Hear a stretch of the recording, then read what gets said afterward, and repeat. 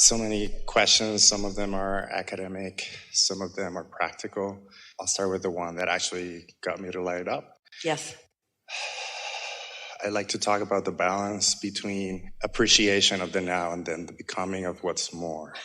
So many times, as I keep doing this work, things just pop up, instant manifestation, and all of a sudden, I'm thinking about the next, but I don't want to misappreciate. Well, before you go too far, we want to point out to you the perfection of your question, because you said, I want to understand the balance, and then you went on the balance between appreciation and the manifestation of it. And that question was perfectly balanced. In other words, because you understand, as long as the appreciation feels keen, then you're right there. Here's it's going to feel odd example. Esther remembers many years ago sitting and looking through catalogs. They came by the hundreds to her mailbox. And she would save them until she had an evening that she could sit and look through them. And for the first hour, it was really fun. And then after a little while, she would feel worse and worse and worse and worse and worse because there were so many unmanifested things in those catalogs. At first, it was that idea, oh yeah, that would be fun to experience in this way.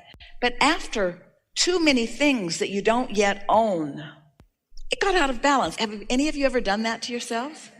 Where at first it's fun and then you just think, I want to die? Because you've accentuated the gap between your desire and your manifestation, and you just got out of balance. Can we turn that around a little bit? So Yes. more like I know from a young age that my desire will take me anywhere I want. Yes. But if I stand on that desire, not paying attention to the resistance, I'll get there, but I'll feel run down when I get there. So more and more. Well, you can't even really get there. You can't really get to where you want to be without feeling good in the process. You can get to some manifestation that sort of replicates it, but the true essence of what you wanted, you miss that mark unless you're feeling good. Absolutely. So sometimes you get to the thing you thought you want and it doesn't feel that exciting anymore. Sometimes it's just a thing that's taking you to the next. It always is that. Not sometimes, it always is that.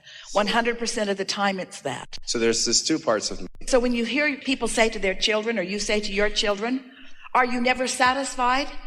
The correct answer is no. Absolutely.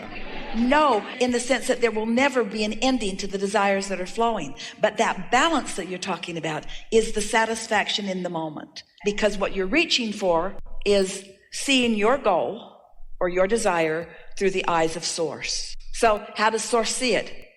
It is happening. It's a done deal. It cannot not happen. It's right on course. It's unfolding perfectly, and it's feeding you just like you wanted it to. Do you know that desires unfolding are like fuel? They're like fuel along the way, and you never want to run out of something to eat.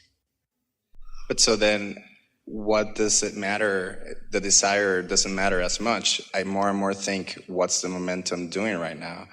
Because the desire I thought I wanted is going to always evolve into something more. So why be so not allowing myself other aspects of life? You figured it out. That is the secret to all of this. Because when the desire itself is the manifestation you're reaching for, you've got it made. But when you need the manifestation of the desire, which isn't happening yet right now you're in this lackful place, and now the desire shuts down, and so do the impulses. When you're happy for the existence of the vortex, then the vortex must reveal itself to you in all of the tangible ways. And that's where the surprise and delight comes. But if the tangible ways are necessary for you to feel it, now you can't get there from there. So I always say, if you're not thrilled or satisfied, even in the becoming, you're missing the point. But there's a few things I'd like to clarify. Is there different levels of evolution between your inner being and my inner being, or is it one big collective evolution and doesn't even matter to make that separation? It doesn't matter to make the separation, but there are lots of points of focus. Okay, because I think of I think other teachers will teach you there's all, you talk about shifting, but it seems maybe for simplification, you sort of kind of focus on one reality that we're all sort of co-creating, whereas other people tell you, well, there's all these versions of you that you sort of kind of tune in like a TV or whatnot. You follow me all up to that point? If there's different realities and it matters just what I focus on, then that's great, because if I know someone was, say, being raped, but I'm not focusing on them, then the tree's not falling at all. It's not even happening. It's not just that I'm putting my head on the ground. Could you clarify that for me? As opposed to I'm just not aware of this reality that's still happening. In order to make sense of this, it's important to understand that at the basis of everything that you want is a feeling. Everything that you want is for the feeling of the energy flowing through. And so what you were talking about earlier, we want to touch on that first. So which is it? Life helps me know that I want these things, and then these things become a bigger idea, and then the idea occurs to me, and now I'm ready to proclaim to the world, I want this. I desire this thing. At that point of the bursting forth of that desire, there is an energy rush that really is what you're all looking for all the time.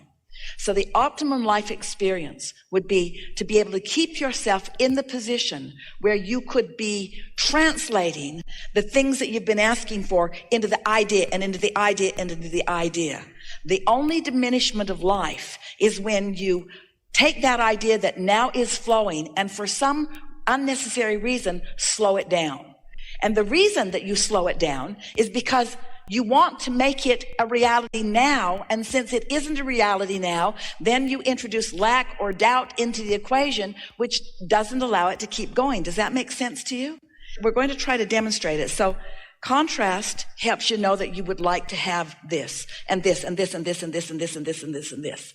And a lot of what you're living, because it's your same point of attraction, is putting a lot of similar things into your vortex.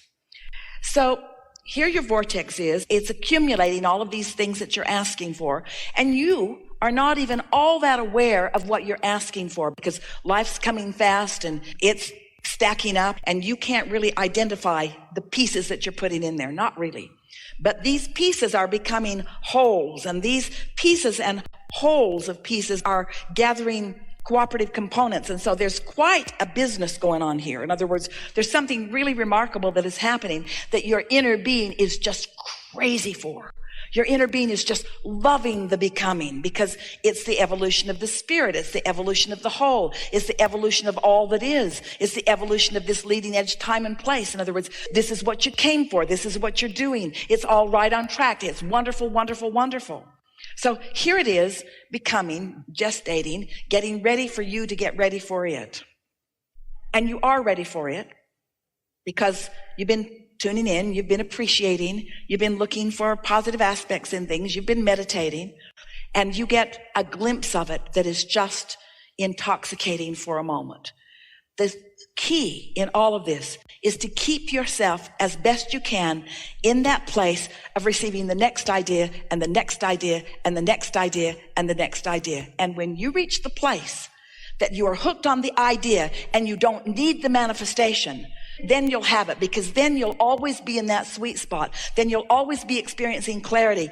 And strangest thing, all those manifestations will be raining down around you.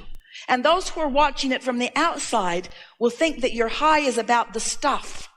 They won't understand that your high is about the high, and that the stuff is a consequence of that. Absolutely.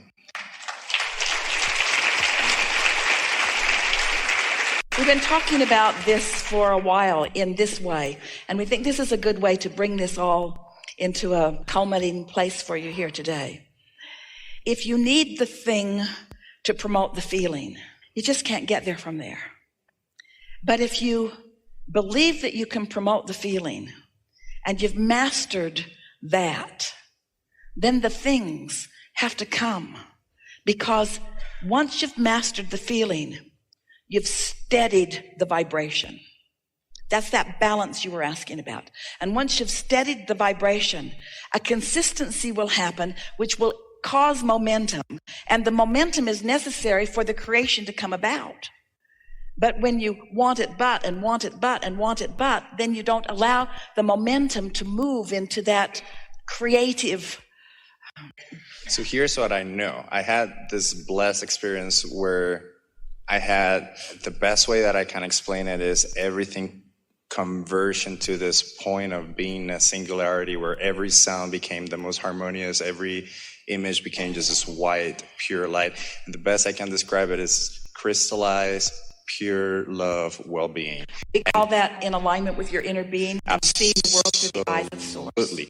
And so I had that experience where I know it's not that I will get there. I know that part of me is always there. It's always calling. It's what's actually that Disney river that's always flowing. Yes. And it's pulling me to. So then there's this teeny little part of me here in the real world trying to soar.